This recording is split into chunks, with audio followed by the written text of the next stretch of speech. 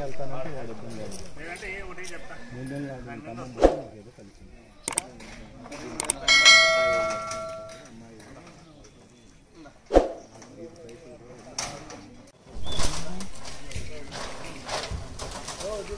Water ఎంత ఉంటుందో చెప్పండి.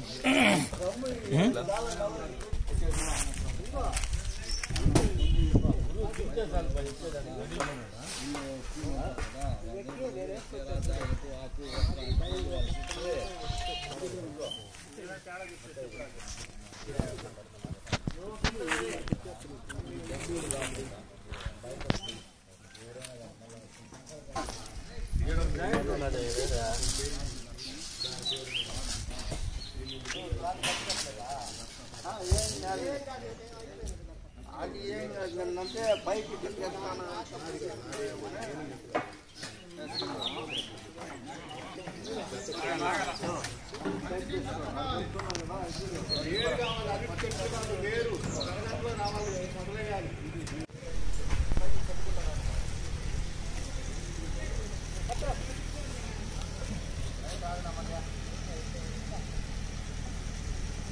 రుద్రాక్ష అనేది రుద్దుని రక్ష అంటాం.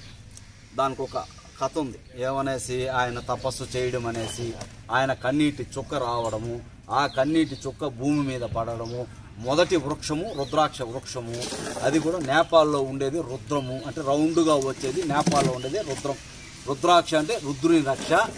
ఆయన ప్రతిమ కింద ఇప్పుడు లింగం, శివలింగం అది నాకు ఉంటుంది. శివలింగం నాకు ఉంది, లింగం ఉంది. నా భార్య దగ్గర పానపట్టం ఉంది. పానపట్టం పార్వతీదేవి యోని, లింగం శివుడు లింగం. ఈయనకంటూ ఒక అవయవం ఉంటుంది కదా, కంటి నీటి ద్వారా ఏర్పడేదే రుద్రాక్ష.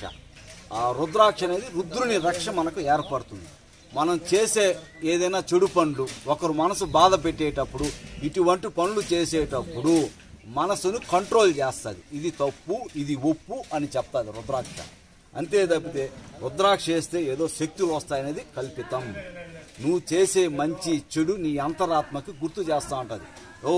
ఈ తప్పు చేయొద్దు, ఇది మంచి పని, ఈ దారిలో వెళ్ళని దిశానిర్దేశాన్ని చూపించేదే రుద్రాక్ష. రుద్రాక్ష రుద్దుని రక్ష.